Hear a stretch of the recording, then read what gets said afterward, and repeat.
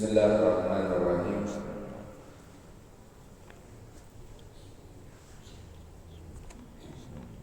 Assalamualaikum warahmatullahi wabarakatuh. Waalaikumsalam warahmatullahi wabarakatuh. Alhamdulillah.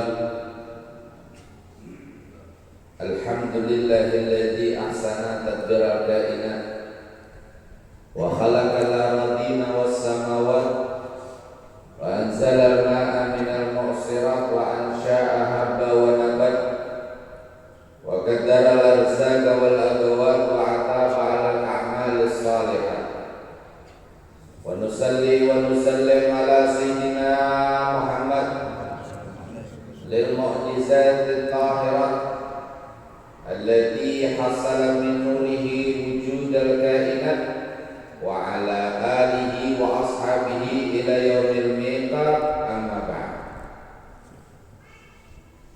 Alhamdulillah, puji syukur kehadirat Allah Subhanahu wa taala. Kembali Allah kumpulkan kita semua dalam perkumpulan yang mulia, dalam perkumpulan yang berkah, dan mudah-mudahan Allah Subhanahu wa taala menjadikan ini perkumpulan adalah perkumpulan disebabkan kita semua mendapatkan berkah, rahmat, dan ampunan dari Allah Subhanahu wa taala.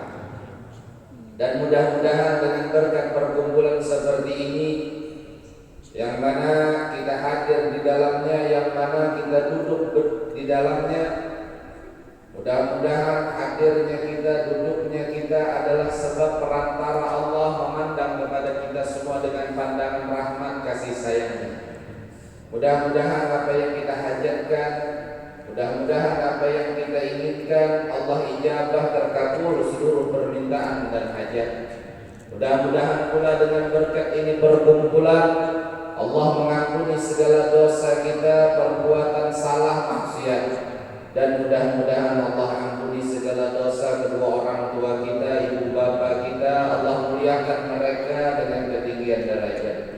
Mudah-mudahan Allah Subhanahu wa taala panjangkan umur kita semua dalam keadaan sehat serta taat. Mudah-mudahan Allah luaskan rezeki kita, Allah mudahkan urusan rezeki kita dalam keadaan berkat serta pula manfaat.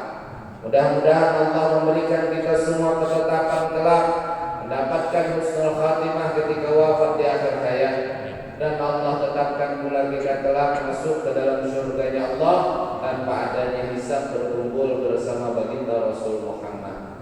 Mudah-mudahan Allah amankan kita dari azab dan siksa kubur. Allah amankan kita dari nerakanya Allah dengan berkat baginda Rasul Muhammad. Amin Allahumma amin. Salawat dan salam mudah-mudahan selalu tercurah, tersampaikan kepada baginda Rasulullah Nabi kita Muhammad sallallahu alaihi wasallam beserta keluarganya, sahabat-sahabatnya sekalian.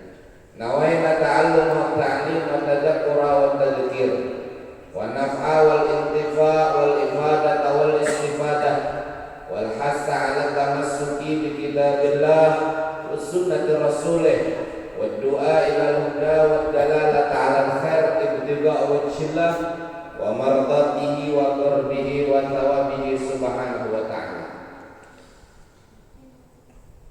Melanjutkan daripada nasihat Al-Imam Hujjatul Islam Al-Ghazali, nasihat beliau yang pertama menukil daripada hadis baginda Nabi sallallahu alaihi wasallam, alamatu i'radillah 'anil 'abdi ishtighaluhu bima la ya'ni wa inna ra'an dhahabat sa'atun min umurihi fi ghairi ma khulika lahu la jadirun an taqula 'alaihi hasbuh wa man jawaza al-arba'ina wa lam yaghlib khairuhu syarruhu falyatajahhas ilan. Alamat atau suatu tanda bahwasanya seorang hamba Allah telah berpaling darinya. Alamat atau suatu tanda Allah tidak memandang kepada hamba tersebut, yaitu hamba itu disibukkan dengan pekerjaan suatu gawian yang ada nilai manfaat. Kemarin sudah kita baginda Nabi sallallahu alaihi wasallam, wa inna mura'an dhahabat sa'atun min umurihi min ghairi ma hulika la jadirun an taqula hasrat. Seandainya ada satu saat saja pada umurnya, dan seandainya ada satu waktu aja daripada umur kita yang telah digunakannya pada barang yang bukan merupakan tujuan hidupnya. Wa ma khalaqtul jinna wal insa illa liya'budun. Tidaklah Allah menciptakan jin maupun manusia kecuali tujuannya hanya beribadah kepada Allah. Artinya tujuan hidup kita adalah ketaatan. Tujuan hidup kita adalah peribadatan. Jadi ada seseorang, kata baginda Nabi, di antara seluruh umurnya satu saat saja yang mana dia menggunakan umur tersebut bukan tujuan untuk beribadah kepada Allah. Coba biar tayang anak-anak. Umur 60, ada yang umur 50 lah, ada anak 60, ada anak 40 di sini. Lalu kita hitung-hitung umur kita, hasibu anfusakum qabla an tuhasabu. Kita introspeksi di umur kita yang banyak ini, berapa banyak kita sudah menghabiskan umur dalam kelalaian. Nang mana itu kadada nilai ibadah. Semalam sudah dijelaskan tentang kadada nilai manfaat itu bukan maksiat. Itu nang kayak orang becatur, bedol, bertetangah malaman lah. Kadada nilai haramnya kadada. Namun ada duitnya lah, ada taruhannya, nah itu hanya maksiat. Ini kadada beramian aja. Bertetangah malaman lah, harianan. Nah ini nilai-nilai yang mana kadang-kadang nilai manfaat tapi bukan maksiat.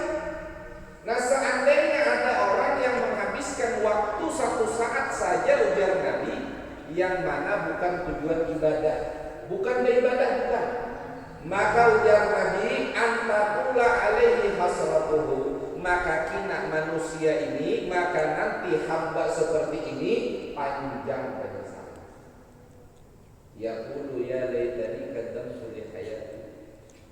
Kinabian kita berataan kalau sudah di dalam kubur, kita minta kepada Allah, ya Allah hendak diberikan pulang ke dunia.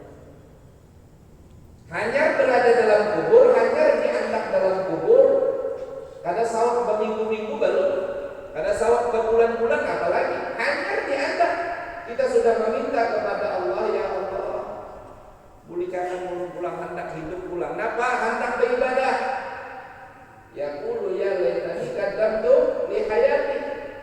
Lalu dijawab, hanya datang daripada dunia sudah hendak kembali ke dunia pula. Nah ini lah. Mungkin kada kita rasa hari ini, mungkin kada kita rasa saat ini. Tapi biar kita akan merasakan penyesalan ini, kita beratan akan merasakan penyesalan kalau sudah kita berada di dalam kubur. Yaqulu ya laitani qaddamtu li hayati. Hendak kembali ke dunia lagi. Nah kadang-kadang kita gawi, hendak pulang rumah ada, hendak sekolah tinggi-tinggi ada, hendak mengumpulkan harta makinnya. Apa yang hendak kita kerjakan? Ketaatan kepada Allah, beribadatan. Kapan penyesalan tersebut datang? Ketika kita sudah berada di alam barzakh. Makanya orang-orang di dalam kubur itu dalam riwayat paling hendak mengharapkan orang-orang yang ada di dunia ini lakas rasakan. Kenapa? Kalau lawasan sudah menghadap. Ada latihan menamui orang lah 300 tahun ada pulang cuma ada. Nang sudah dalam kubur ada mungkin lagi berpulih.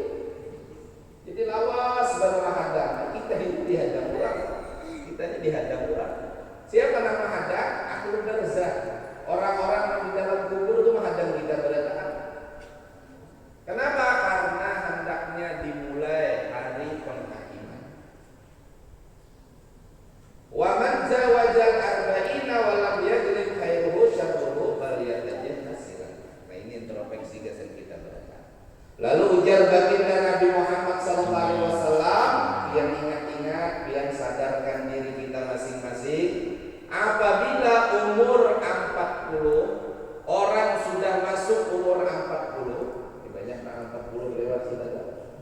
Dan barang siapa yang masuk umur 40 dan dia telah menghitung kebaikannya tidak mampu melampaui banyaknya keburukan.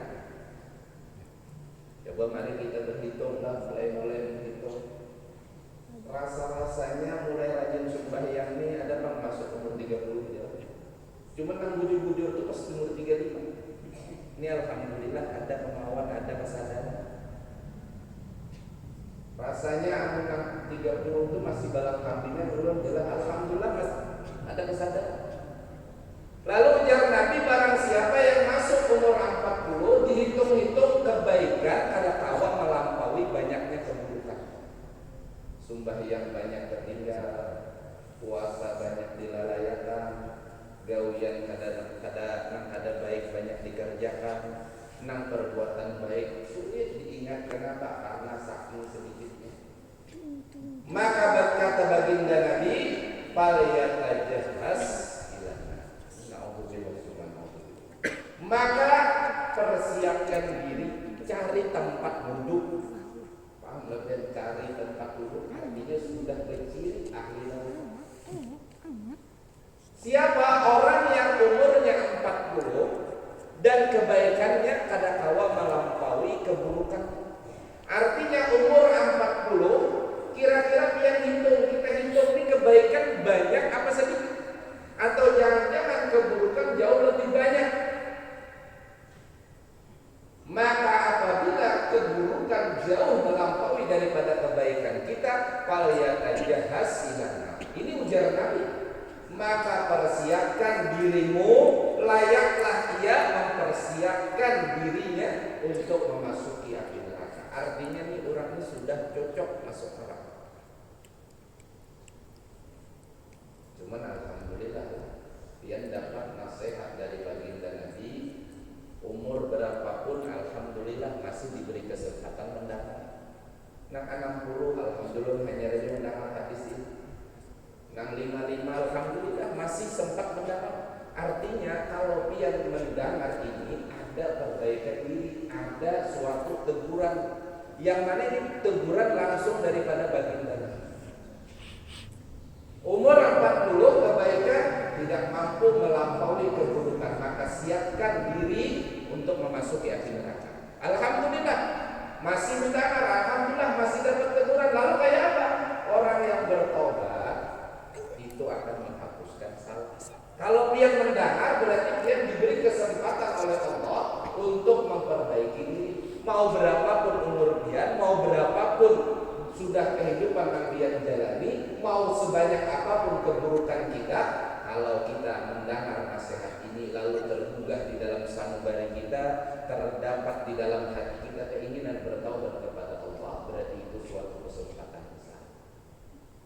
May yuridillahu bihi khairan yufaqihu fid. Allah kalau hendak menginginkan kebaikan kepada seorang hamba, Allah pahamkan agama. Alhamdulillah dia mau pulang, dia mau duduk di majelis.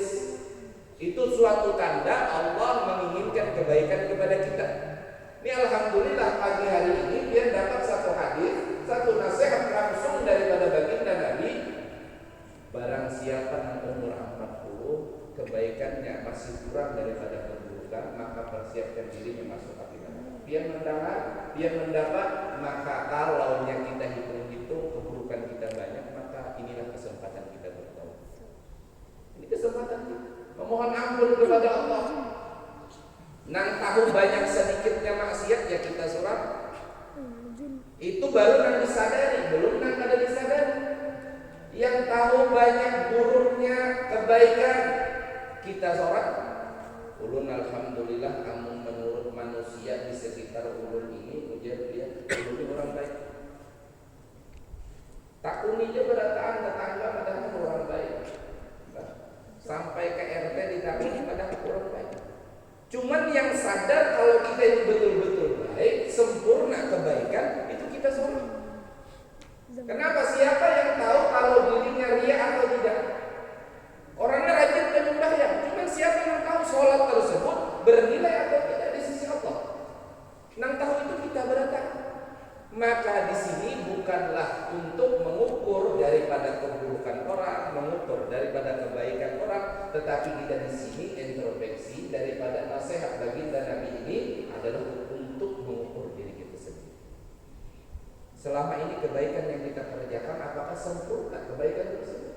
Apakah betul-betul diterima kebaikan tersebut di sisi Allah?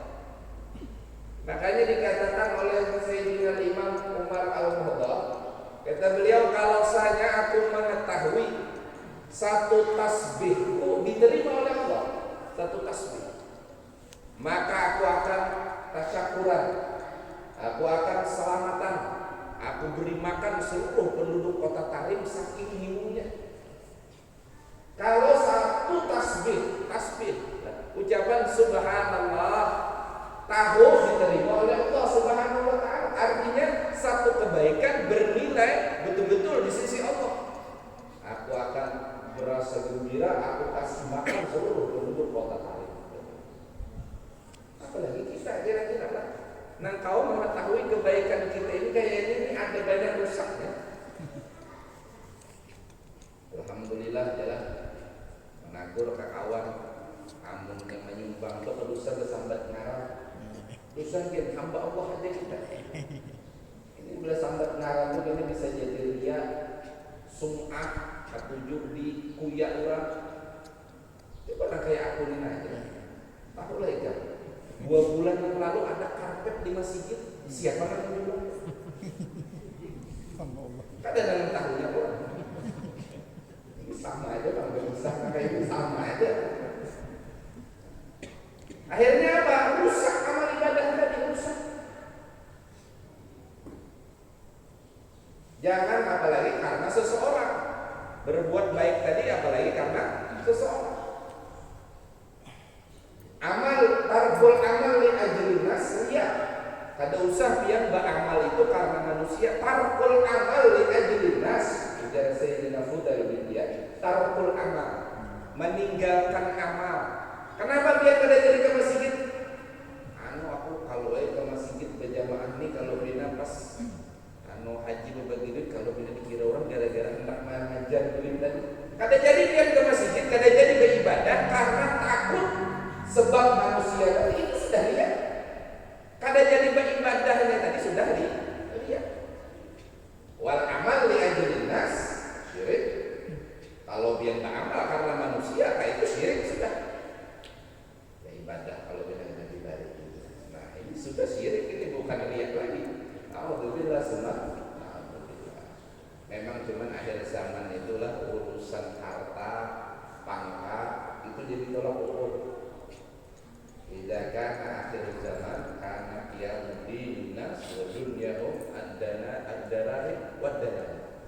Kama qala Rasulullah sallallahu alaihi wasallam. Kata baginda Nabi, kina bila akhir zaman, ini bilanya kita di akhir zaman, kira-kira cuma sampai kadang ke akhir zaman kita ini, atau jangan-jangan kita ini sudah akhir zaman.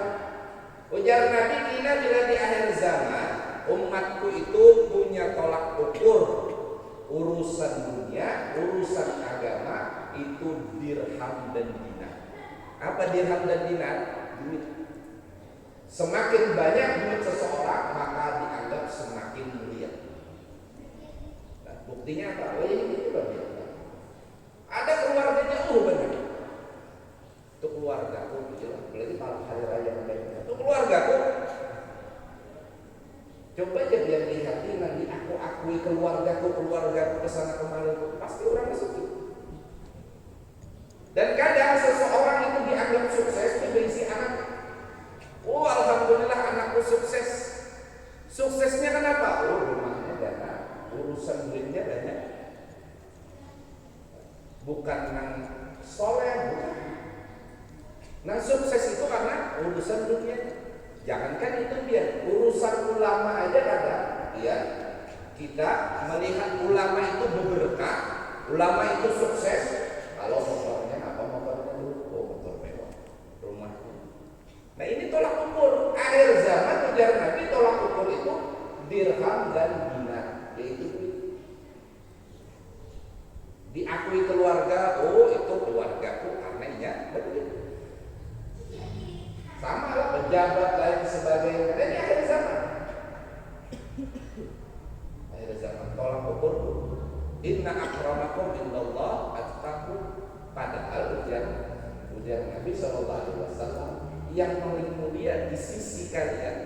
di sisi Allah, di sisi siapapun, di sisi makhluk apapun,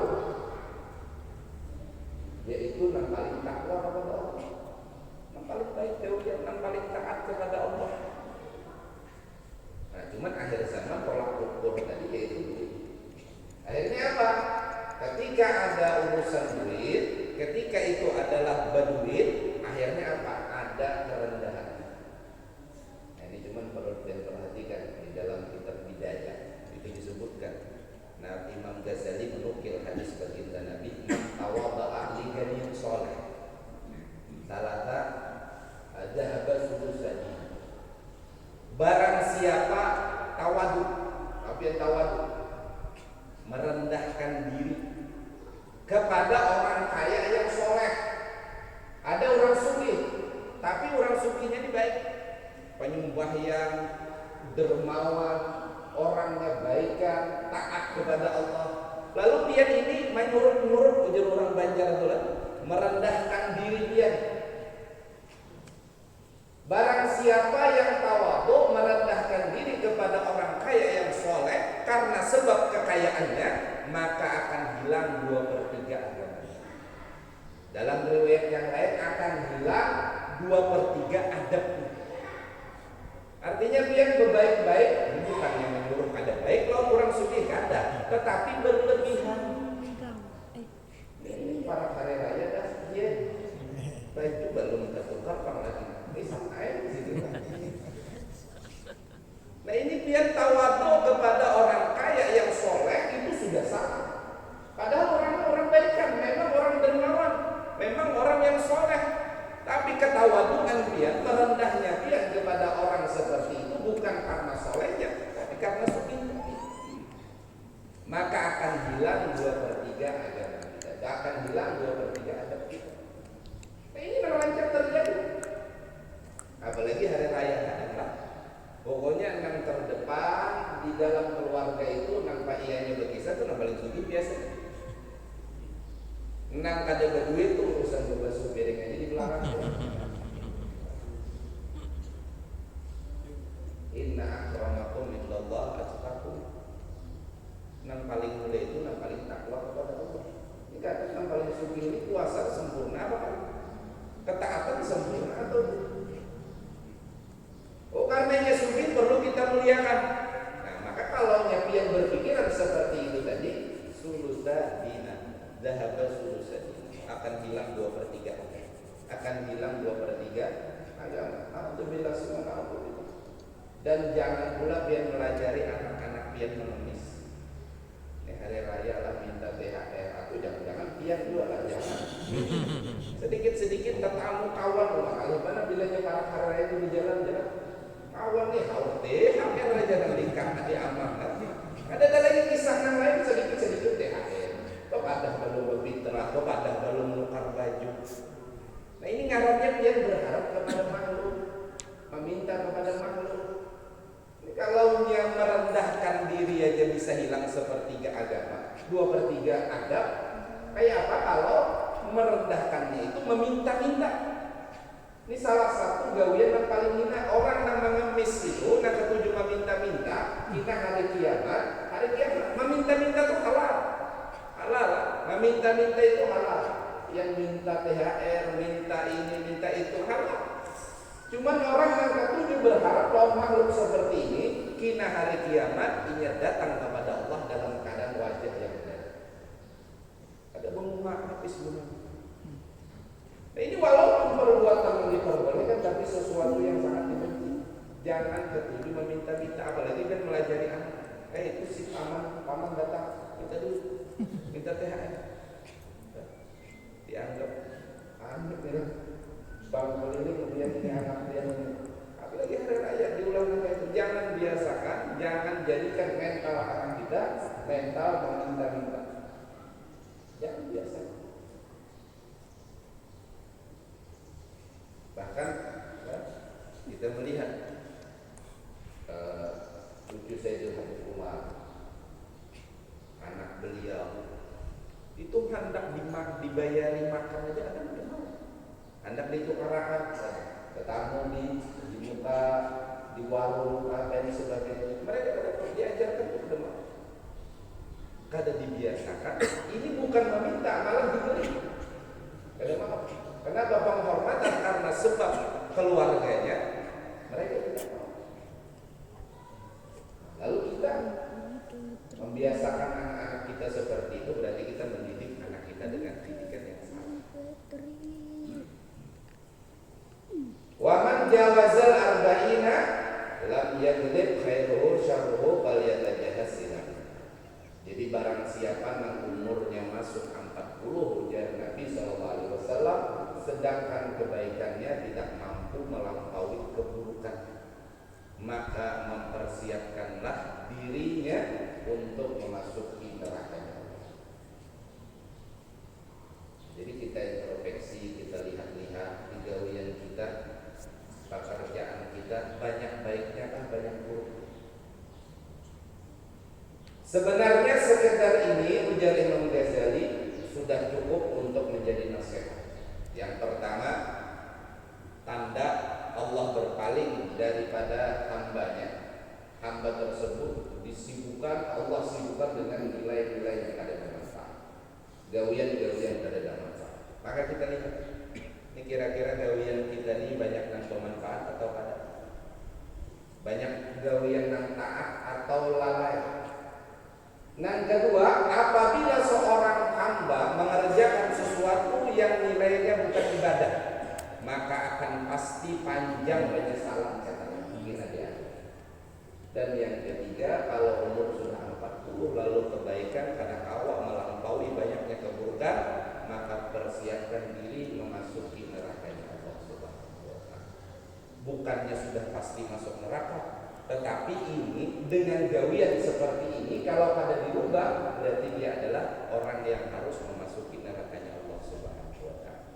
Maka alhamdulillah kita mendengar hadis ini, kita membaca hadis ini, kita belajar hadis ini.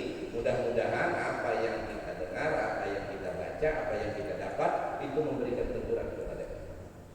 Biar renungkan, biar ingat-ingat, bukan hanya hari ini, esok-esok. Oh, umur ini makin hari makin berkurang, hutang bertambah. Ada yang sudah 40, ada yang belum 40. Kira-kira hitung-hitung. Oh, ternyata aku ini banyak menggawi-gawian yang ada bernilai. Ternyata di antara 24 jam hidupku pun sehari semalam itu pun lebih banyak yang ada bernilai daripada yang bernilai. Nah, ini teguran bagi kita. Artinya kita ini terlalu dekat daripada hal-hal yang membuat kita dijerumuskan ke dalam nerakanya Allah. Na'udzubillah summa na'udzubillah. Lalu nasihat yang kedua, bagaimana sepatutnya kata Imam Ghazali menerima nasihat. Memberi nasihat itu sebenarnya mudah. Jadi menasihat itu mudah. Apalagi menasihati anak lah, itu mudah. Makanya dikatakan lisanul hal afsah min lisanil maqal. Kita menasehati dengan lisan. Cuman ada yang lebih bermanfaat menasehati dengan perbuatan. Artinya kalau dia nasehati dengan lisan, dengan panggilan, tapi kada sesuai dengan gawian. Nak sumbahyang. Cuman nang menasehati kada sumbahyang. Nak puasa, cuman nang menasihati kada puasa.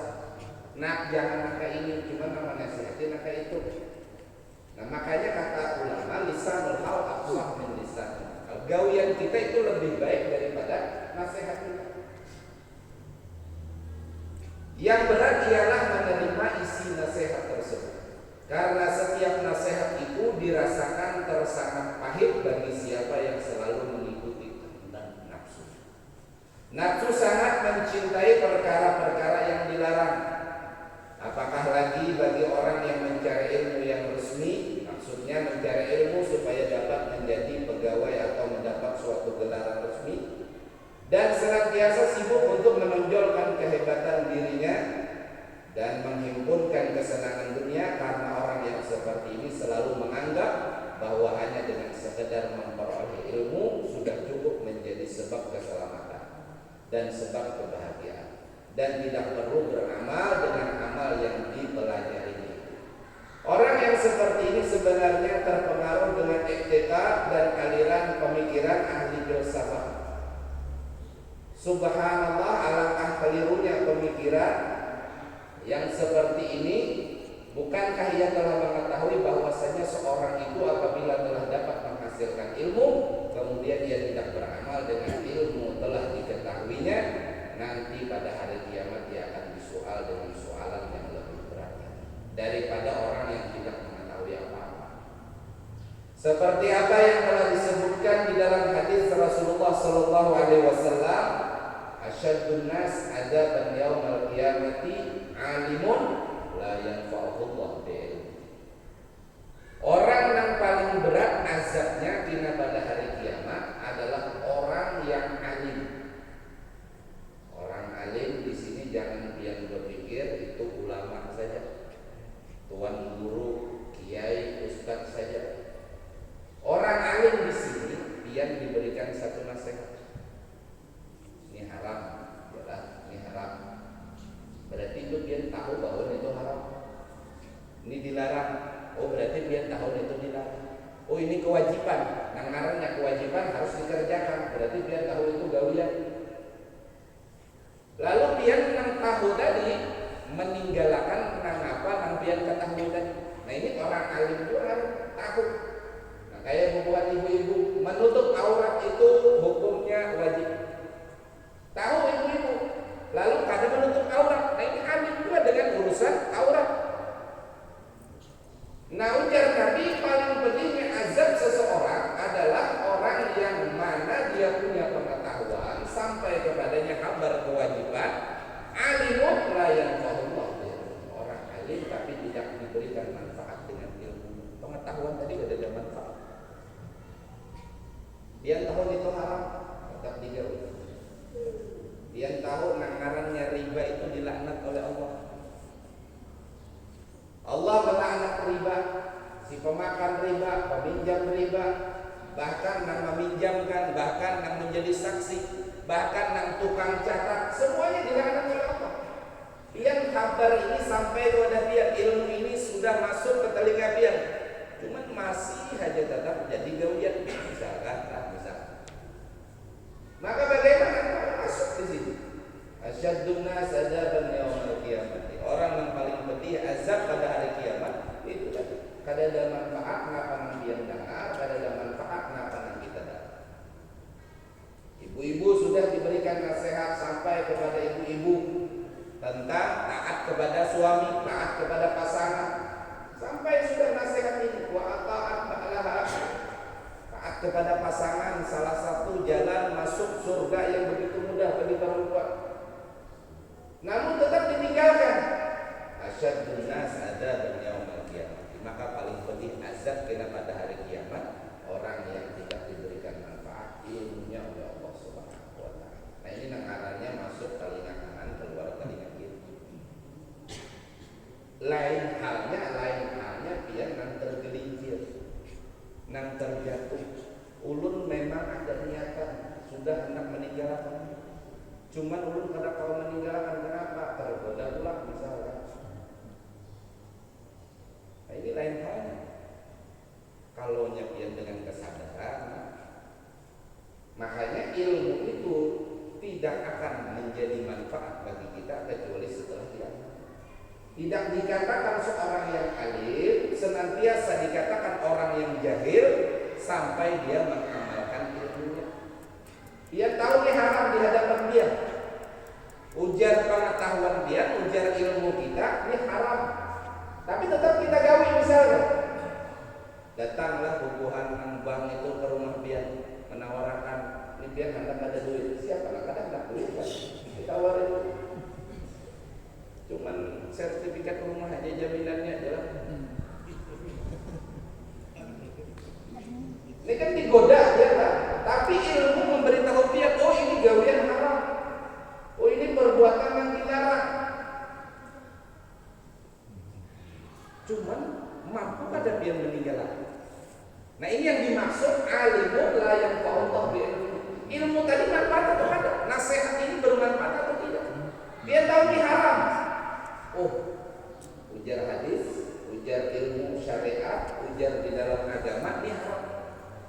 Maka itu teguran untuk kita agar kita tidak mengerjakan hal tersebut.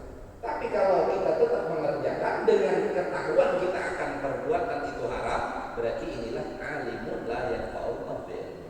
Kada ada manfaat.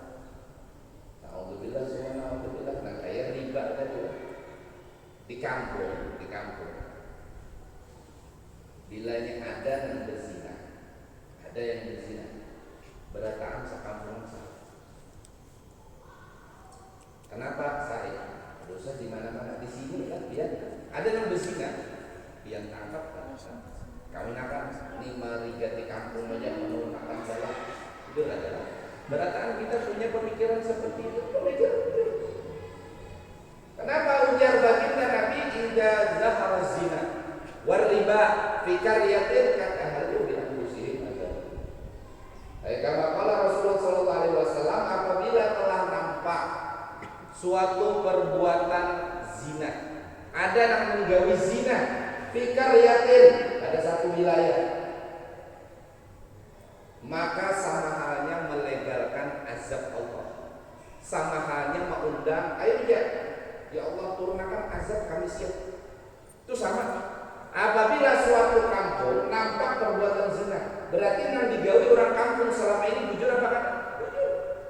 Mereka takut dengan bala karena ada nampak perzinahan. Cuman sampai di zina saja. Nabi menyebutkan dua hal. Ujar Nabi, apabila nampak zina, idza zahara zina war riba. Di situ Nabi juga menyebutkan riba. Fikar yatim pada satu wilayah, maka sama halnya mereka melegalkan azab Allah. Sama halnya secara terang-terangan mengharapkan bala Allah. Kalau urusan ada yang berzina, dia berataan saya. Kenapa? Dia tahu ini akan mendatangkan bala. Tapi ketika banyak riba ini, atau jangan-jangan kita berataan pelakunya. Kenapa jadi ini? Oh, ada juga terutang. Memang terjadi. Nah ini alim la yanfa'ullah bihi. Jangan sampai kita termasuk orang yang tahu tapi tidak ada manfaat. Artinya ya tatap aja. Makanya jangan heran lah, setiap bermunajat, setiap berdoa, kenapa doa ini kada dikabul-kabul? Ujar Allah, ud'uni astajib lakum. Berdoa, aku kabulkan. Cuma setiap berdoa, ya memang doa itu pasti dikabulkan. Cuman keterkabulannya itu bermacam-macam. Ini dalam riwayat doa itu dikabulkan kadang dengan apa yang kita minta. Kita minta duit, Allah kabulkan duit. Kita minta harta, Allah kabulkan harta. Ada juga Allah kabulkan dengan sesuatu yang lebih baik dasar kita. Allah tahu. Ini kalau dibalik duit udah ingat di kepala lagi manusia kita. Allah ganti lawan yang lain. Yang lebih baik.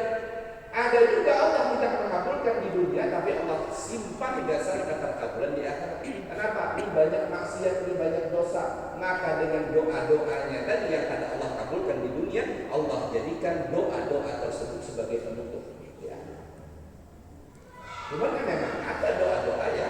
Kita berdoa, kenapa pada datang-datang doa kita? Kenapa pada terkabul-kabul? Bisa jadi di dalam perut kita sedang bermunajat kepada Allah. Dalam perut kita memang haram.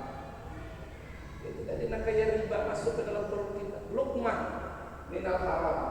Satu suapan daripada yang haram masuk ke dalam perut kita.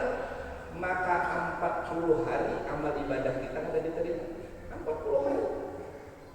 Artinya kalau berdoa ya pastinya doa kita ada diterima oleh Allah. Nah, salah satunya apa? Ya riba.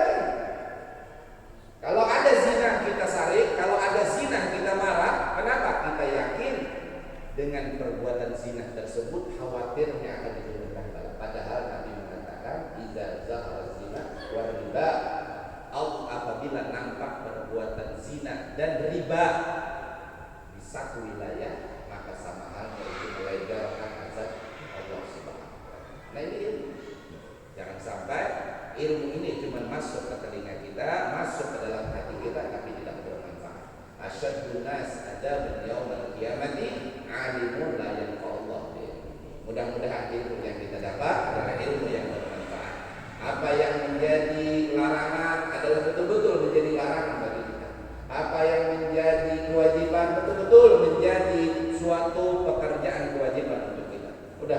Allah Subhanahu wa taala berkahi umur kita. Di umur kita yang saat ini Allah berikan kita semua kekuatan untuk menjadi pribadi-pribadi yang mudah untuk meminta ampun kepada Allah, yang mudah merasakan diri kita bahwa diri kita begitu banyak dosa dan salah daripada kebaikan. Kita sadar banyak kekeliruan, kita sadar banyak dosa, kesalahan, kehilapan, kemaksiatan. Kita hitung-hitung ternyata sedikit kebaikan. Maka mudah-mudahan dengan kesadaran ini kita menjadi pribadi-pribadi yang lebih baik, bertambah keimanan, bertambah ketakwaan, bertambah dalam diri kita kekuatan meninggalkan kemaksiatan, perbaikan dalam diri kita dan perbuatan. Mudah-mudahan dengan berkat ini perkumpulan Allah memandang kepada kita semua. Dosa-dosa kita diampuni oleh Allah. Yang mereka yang diantara kita umurnya telah 40 atau bahkan lebih, maka mudah-mudahan dengan berkat ini semua umur yang 40, umur yang kita habiskan dalam kemaksiatan, Allah ampuni dosa-dosa kita, Allah ampuni kesalahan kita, Allah ampuni daripada dosa-dosa salah kita. Dan mudah-mudahan begitu pula orang tua kita yang banyak menggunakan umurnya bukan dalam ketaatan, bukan dalam kebaikan, melainkan dalam kelalaian. Namun kelalaian mereka agar bisa menghidupi kita, agar kita bisa memberi nafkah kepada kita. Maka mudah-mudahan Allah pun mengampuni dosa-dosa mereka. Amin, Allahumma amin. Bijahi Nabi Muhammad sallallahu alaihi wasallam. Salah khilaf